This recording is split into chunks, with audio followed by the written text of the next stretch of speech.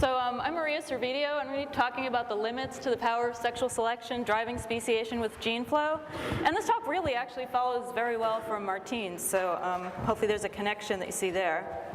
So when you talk about, or when I'm talking about limits with regard to sexual selection and speciation, limits can really arise in two ways. So first, sexual selection can be an inefficient driver of speciation, and second, sexual selection can actually inhibit speciation. So I'm going to be talking about both of these things, and I'm going to be talking about how you expect them to maybe act differently in sympatry versus restricted gene flow like you might find after secondary contact. So when I'm talking about limits, I'm talking about the fact that speciation, or what we call good species, sometimes involves a lack of completion, what you might call completion of speciation, in the sense that pre-mating reproductive isolation sometimes has not gone all the way. So grizzlies and polar bears, for example, can still exchange genes, and that's actually becoming more common. Black ducks, mallards, and common teals have a lot of exchange of gene flow. So why in cases like this does assortative mating not evolve further? Why does it stop what seems like an intermediate level? So a lot of times people use the phrase speciation by sexual selection. And they're thinking about sexual selection really as a driver of speciation, and sometimes this makes sense. We all know pre-mating isolation is very important in speciation. And pre-mating isolation often involves sexual selection, although Martine pointed out some cases in which maybe it doesn't. I think, though, that this is really a one-sided view of sexual selection's role in speciation, and I'm going to be talking instead about sexual selection restricting the process. So everybody knows the geography of speciation can be hugely important. Speciation obviously occurs more often in allopatry than sympatry. I'm going to point out that these different dichotomies, especially the allopatry-sympatry dichotomy, can actually change the effects that sexual selection has on speciation. So what I'm going to do is first I'm going to start by talking about this in sympatry, so sympatric speciation models, and then I'm going to turn to secondary contact, and particularly the case where gene flow is still restricted. So in sympatry, sexual selection can actually limit speciation. And these results, that I'll be talking about are primarily due to these studies here. I'm not sure if you can see that text in the back. There's a solid base of theory underlying these effects, but yet I think they're underappreciated, another point that Martine made. I feel like I'm repeating her half of these points. So the ways in which sexual selection can limit speciation in sympatry are as follows. First of all, if you have search costs, with assortative mating in particular, you can have a disadvantage to rare individuals. So the tails of a normal distribution, if you have a normally distributed population, these individuals are going to be rare. So if there's search costs, they might have low mating success. And so this is going to tend to cause positive frequency dependent or stabilizing selection. And this can oppose divergent ecological selection to prevent sympatric speciation. So if you turn away from assortative mating and think about directional sexual selection, this can actually erode variation. So if you're eliminating this tail, you're basically eliminating genetic variation, and again, genetic variation in a trait is necessary for sympatric speciation, so it inhibits it in that way. Finally, sexual selection favoring heterozygotes, again with assortative mating, can limit divergence, so favoring heterozygotes or intermediates. So if you imagine the blue area being the favored area here, if you have a normally distributed population again, the most common phenotypes are going to be intermediate or maybe heterozygotes. So if you have assortative mating, those are going to be the most preferred type because they're the most common type. So again, you have positive frequency dependent or stabilizing selection. So to illustrate some of these ideas in more depth and emphasize them a little bit more, I'm going to talk about the results of a paper that I did with Sally Otto and Scott Newsmer, where we show that assortative mating evolves more easily by a grouping model rather than by a sexual selection model. So the model that we used was a very general one. You could use any form of selection or arbitrary recombination. It accommodates those. And it's a two-locus model, so very basic. Locus A is a trait used for assortment, a mating cue. And locus M is a modifier of a strength of assortment, which is rho. So you could have rho 1, rho 2, et cetera.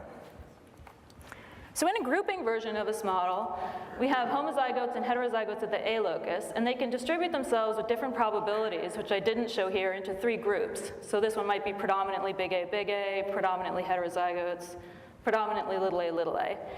And they mate within these groups with probability rho, and with probability 1 minus rho, they enter a random mating pool. Now, if you make the assumption that males that are successful within these groups don't move to the random mating pool, this model of assortment actually has no sexual selection whatsoever in it. And what you find when you analyze this model is that assortative mating will evolve, so a modifier of rho will evolve whenever homozygotes are more fit on average from natural and sexual from natural selection. I guess there's no sexual selection in this model. It'll evolve whenever homozygotes are more fit on average than heterozygotes. So this could even be when one of the alleles is sweeping through the population. Assortative mating will actually get carried along with it until variation is lost at the A locus. Then another allele could potentially pick up the modifier and it could just keep increasing. This would also, of course, make sympatric speciation a possible outcome. So in contrast with this grouping model, we have a sexual selection model. And here we have these female genotypes having these mating preferences for these male genotypes. So if rho 1 is greater than rho 2, and they're both positive, then same genotypes have higher fitness than ones that differ by one allele. And ones that differ by one allele have higher mating success than ones that differ by two alleles. So one thing that can happen in this model is, again, you can eliminate variation at the A locus, and in this case, you won't necessarily take that modifier with you while you're doing it. If you consider this graph, what we have here is the allele frequency at the A locus. And here we have the evolutionary stable level of rho 2, which again you can think of as a preference against mismatched homozygotes, so big A, mating with a little a. Each of these lines is an evolutionarily stable curve of points. You could think of this dashed one here as strong selection for heterozygotes. This one is weak selection for heterozygotes, and this one is intermediate. So what this graph shows you is two things. First of all, when heterozygotes are common, our evolutionary stable levels of assortment are fairly low. And this is because the predominant force in this situation is sexual selection favoring these heterozygotes predominates. Now, when heterozygotes are rare and sexual selection for them is weak, so we're not talking about this bottom curve here, but we're talking about one of these two, in that case, you can actually get the evolution of high levels of assortment, potentially even complete assortment. So we can also make a point about how likely it is for assortment to evolve given a current level of assortment. So in this graph, these results were done with weak selection and modifiers of small effect. In this graph, we have, you can think of this as sexual selection for heterozygotes being strong on this side and weak on this side. And this is a current level of assortment, rho 2. So what this shows is that when you start with a very low level of assortment, the predominant force in the population is natural selection favoring homozygotes, and that's going to tend to cause an increase of the level of assortment to this fairly low level. When you have an intermediate level of assortment, you end up with the predominant force being sexual selection favoring heterozygotes. So you end up with the level of assortment actually dropping back down to this fairly low level. And finally, when you have very strong assortment, when you're starting with very strong assortment and weak selection for heterozygotes, so in this upper corner here, you can actually get, in these conditions, sexual selection favoring homozygotes being the strongest force and the population evolving to a complete level of assortment. But that's only in a very small area of the space that you get that result. So bottom line is assortative mating is much harder in this model than in the grouping one.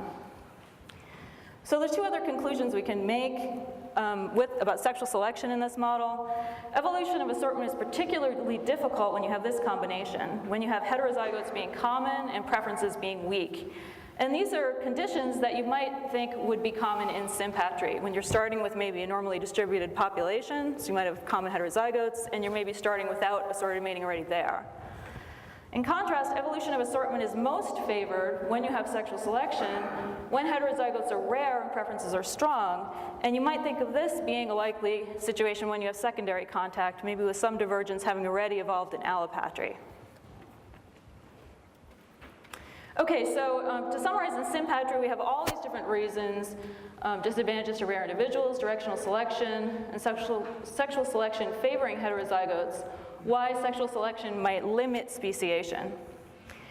And in some of these cases, or many of these, it can prevent sympatric speciation, so sexual selection itself isn't preventing sympatric speciation. This can lead to an incomplete level of assortment. So it doesn't have to prevent it in the sense that no assortment evolves, but it can only evolve, there's many cases where it can only evolve part way. Okay, so I'm going to turn now to secondary contact, and we already made one point about that, and that was in this model that I was calling a sympatric speciation model. You can think of that last situation I was discussing as secondary sympatry, so you have secondary contact, but it leads to sympatry. And in that case, sexual selection is going to limit speciation less than in what you might think of as primary sympatry, because you might have a low frequency of heterozygotes.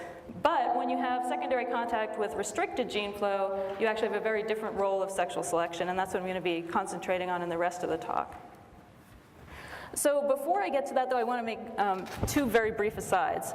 So one is that when I talk about secondary contact and limits to the level of assortment that can evolve, something that might pop to mind is this very traditional objection made by Moore in 1957 to the completion of speciation by reinforcement.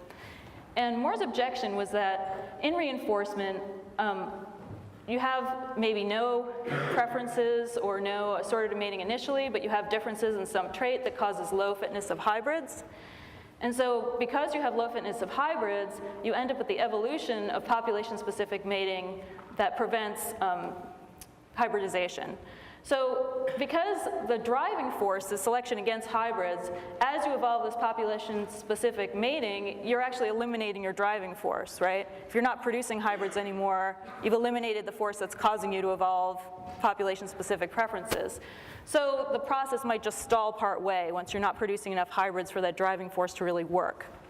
So I'm not going to be talking about this effect. In fact, I'm removing this effect, and I'm going to ask whether there's a more fundamental reason that you expect assortment to evolve only part way in the situation with restricted gene flow. The second aside, I'm going to make really briefly because it's been made already a couple times this morning. I'm talking in this last portion of the talk about assortative mating, and so again, that's when one allele is causing assortment in two populations. Maybe it's an allele for self-referent phenotype matching. And I'm not talking about the case where you have different preferences evolving for different traits, so maybe a preference for red evolving in one population and a preference for blue evolving in the other. As Nick and I think someone else mentioned earlier this morning, this really matches a distinction that Felsenstein made between one allele and two allele models. And of course, in this distinction, it's clear that in a one allele model, evolution or speciation or evolution of assortative mating should be easier than in a two allele model. And I'm going to get back to this slide and make one more point about this right at the end, but I just wanted to introduce it here. So in both of these cases, there's one very fundamental difference about the role of sexual selection in speciation that could be made in secondary contact with limited gene flow as opposed to in sympatry. And that is, in sympatry, directional sexual selection is bad in the sense that it eliminates genetic variation and it prevents potentially sympatric speciation. In sympatry, it's hard in some ways to really imagine divergent sexual selection. But with secondary contact, divergent sexual selection is actually really easy to imagine. When you think about evolution of, or speciation by sexual selection in allopatry, what you're traditionally thinking of is sexual selection going in different directions in different populations. So it's directional, it's just in different directions in separate populations, and that's really what you could have in secondary contact, right? So you have directional selection in one direction in one population, and in the other direction, maybe favoring a different trait in another population, and that promotes speciation. It doesn't inhibit it. So because you have this separation of populations, directional selection does something different. So what I'm going to be talking about is there something that limits how far directional sexual selection can drive speciation? I'm going to be looking again at an assortative mating model, and I'm going to be assuming no search costs, so strict polygyny, and no intermediate phenotype. So I'm removing a lot of complications. I'm really going to be dealing with an incredibly basic model here. So here's the basic model. First, we have secondary contact with a two-island model. It's a one-locus model. We have two alleles, T1 and T2. T1 is characteristic of population 1. T2 is characteristic of population 2. The size of these fish is a proxy for their frequency in each population. These Ps are ones females with a P stands for preference. The ones without the P are males. So we already have some assorted mating, and the reason I've drawn this with a polymorphism in each population is I'm assuming we already have an established amount of assorted mating with preference strength alpha. And I'm really going to be looking at is how alpha evolves. There's a haploid model, so that's why I've eliminated intermediates. And there's strict polygyny, so that eliminates search costs.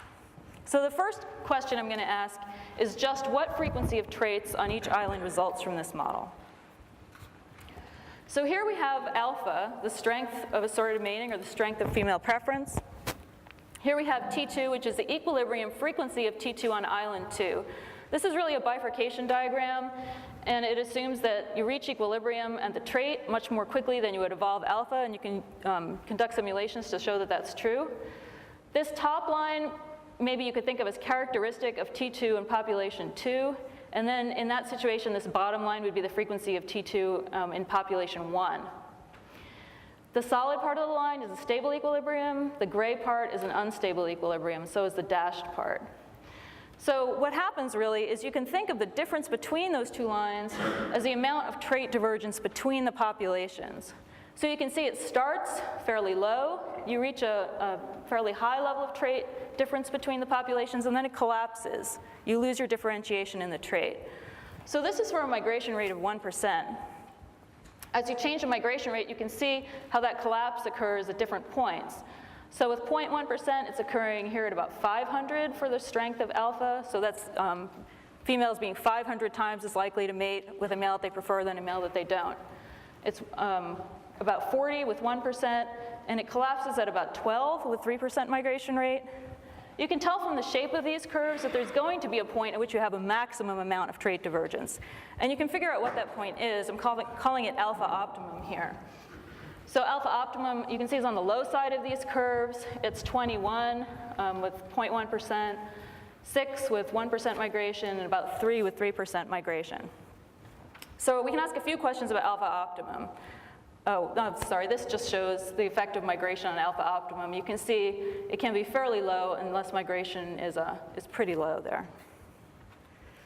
So one question about alpha optimum is why does it exist? So I'm going to explain it in this way. If you have very, very low preferences, so maybe you can think of them as practically ineffectual preferences, imagine that the blue individuals are 4 times as common as the red individuals. The mating success of the blue and red males with very, very low alpha is just going to be proportional to their frequencies, right? So there's no sexual selection with very low alpha. As alpha gets moderate, so a little more common, around 3 was these results, these blue females shift some of their matings from the red males to the blue males. The red females do likewise. But because the blue males are more common, you end up having higher mating success for the more frequent type, meaning that there is sexual selection imposed when you have a moderate alpha. Sorry? Now, when you have an extremely high alpha, so high that females are pretty much only going to mate with males that they prefer, these males then again have mating success proportional to their frequencies because these blue females are only going to mate with blue males. The red females are only going to mate with red males. So sexual selection has been removed. So we went from no sexual selection to sexual selection, and that's going to cause divergence in these populations, to no sexual selection again, and that's why you get that collapse. So you can show the same effect exists within a single population. So what I did here was I used the methodology of Barton and Torelli to obtain an expression for the strength of selection when you have assorted mating within one population. These are for different frequencies of a trait. And you can see that there's a peak strength for each of these different frequencies, and then it gets reduced. That peak looks like it's moving, and you can see that in this graph. So here's T2, and here's that peak. So it's alpha leading to the strongest selection. You can see it's actually quite low unless your trait frequency is very skewed. So why is alpha optimum interesting? So we have this level of trait divergence that's intermediate. What does that have to do with anything? So what you can do is you can do simulations where you look at the evolution of alpha. So here I had an extra locus, a second locus A, where A1 codes for the preference strength alpha 1, and A2 codes for the preference strength alpha 2. And what you can find, or what you find when you analyze this model, is that alpha optimum is an uninvadable strategy, so it's an evolutionarily stable strategy. And moreover, strategies that are successively closer to alpha optimum will invade, so it's a convergent stable strategy. So what that means is the population will keep evolving until you reach the alpha that causes this highest level of trait divergence, and that can be a fairly low alpha. Alpha optimum, as I showed you, can be fairly low with migration rates that are higher. So why do alphas closer to alpha optimum invade? So if you have an A2 that leads to a higher equilibrium level of T2, and by definition that's closer to alpha optimum, you're going to get positive linkage disequilibrium between your A and your T locus. So this is all in population 2, I should say. The population 1 processes just mirror this. So then, because your A2 is leading to a higher equilibrium level of T2, T2 is going to be increasing in your population. So because of linkage disequilibrium that formed right here, that's going to be dragging this A2 along. So basically, any A2 that's closer brings you closer to alpha optimum because it has a higher equilibrium T2 is going to invade. So what can happen is if you start with some level of assorted mating that has maybe a high or maybe a low initial equilibrium level of T2, any alpha that brings you to a higher equilibrium level, and this point actually is a little higher than this one, although it's kind of hard to see, will invade. So if you have a mutation of large effect that causes a big jump in alpha, that could maybe invade. But if you then had another mutation that led to a higher T2, but maybe it would involve a lower alpha, that could then invade. So eventually you're going to be circling in on alpha optimum, and the level of assorted mating can be jumping higher to lower to higher again. Its pattern is just going to depend on what kind of mutations you get, whether small effect or large effect, and you're always going to end up, though, at alpha optimum. So this was a very basic model. I then decided to introduce the complexity of adding local adaptation of the trait. So here I assume that T1 was favored on island 1 and T2 is favored on island 2. And what you find then is, again, you have an alpha optimum that's a CSS. The level of selection on the trait affects the level of alpha optimum, so as selection on the trait gets stronger, alpha optimum can increase. So with a locally adapted trait, you would expect to get more assortative mating than if you had a trait that wasn't locally adapted. And you find the same effects within a single population. How about reinforcement? What does it have to do with reinforcement? So here I looked at a Dobzhansky-Muller, a model where mating was based on a set of Dobzhansky-Muller incompatibilities caused by epistasis. So it's a magic trait model, really, where we have two loci and like combinations, so 1, 1, and 2, 2 of high fitness, and mismatched combinations have low fitness. And what I did initially is I actually took out the low fitness, so I assumed that everybody had the same fitness, but I just left the magic trait component where you have preferences for 1, 1 has a preference for 1, 1, 2, 2 has a preference for 2, 2. And when you do this again, you find an alpha optimum that's a CSS. So what this shows is when you take Moore's objection away, because you don't have selection against hybrids, so it can't be the degradation of that that's slowing anything down, you still get an intermediate level of assortment evolving. And one kind of funny thing is that if you add that selection in, you find that with stronger selection against hybrids, you actually end up, oops, I reversed this. You end up with a lower alpha optimum. So you can see that on the graph, although I wrote it backwards on the slide. So this would indicate that if you had selection against hybrids, maybe certain levels of assortment would evolve faster, but they should actually evolve to a lower level. And so actually this I've been meaning to poke around with a bit more. So to sum, in Sympatry, you have all these different reasons that I covered why sexual selection places limits potentially on speciation with assortative mating, except for the directional selection one. With secondary contact, instead of sexual selection placing limits, you can think of it as sexual selection has limits. And that's because with assortative mating, sexual selection will actually disappear when the strength of assortment gets too high. So all of these effects, both in Sympatry and with restricted gene flow, can lead to an incomplete level of assortative mating. And at least the results with restricted gene flow and some of the ones with Sympatry show that this level can be quite low. So I said I wanted to make one more point about this. And the point was that in a one allele model where you have assortative mating, Felsenstein showed and many other models confirmed that speciation should be easier than in a 2-allele model. The reasons that you need linkage between the right alleles or right loci to get spread of these preferences, and that can be broken down by recombination. But even though 2-allele models might be harder to get started, I wouldn't expect to see, at least in the secondary contact situation with restricted gene flow, the same effect of sexual selection going away with strong preference strengths. You expect that with an assorted mating model, but you wouldn't really expect that with a preference model. So even though speciation might be harder in this case, it might actually go farther. So finally, I want to leave you with the point, not made originally by me, that incomplete assorted mating may actually be an endpoint of speciation, and hence the discovery of some assortative mating does not necessarily mean that speciation is proceeding. And that's it. Thank you.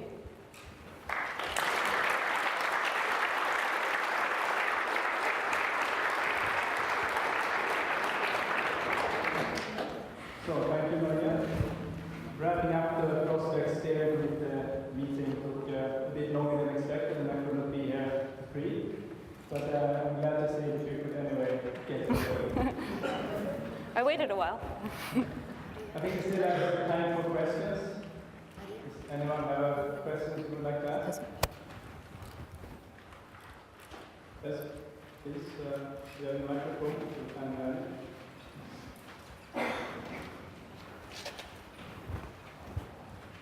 So I think it's a really cool idea that sort of being involved in the state. I'm just wondering how we go about testing that. We have many examples out of nature of incomplete sort of mating, but how do you know that's the result of the evolution of that as a function of the processes you're talking about? How do you all test these ideas?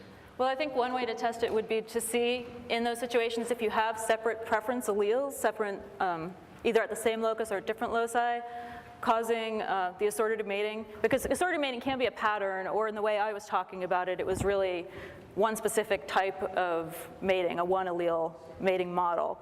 And so if you're just thinking of the pattern of assortative mating, but it's really caused by a 2-allele model with preferences, then you wouldn't expect to see these effects. So if the genetics were shown to be that situation, then I think this stuff wouldn't be relevant. And I think that many theory papers concentrate on a model that may not be incredibly common in a 1-allele model. I don't know what the empiricists think of that, but yeah.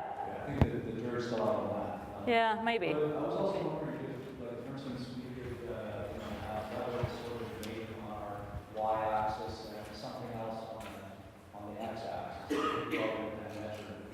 Measure sort of mating in a bunch of populations. Yeah, that would be interesting. I can't think of anything at the moment that would do that, but it's certainly worth thinking about.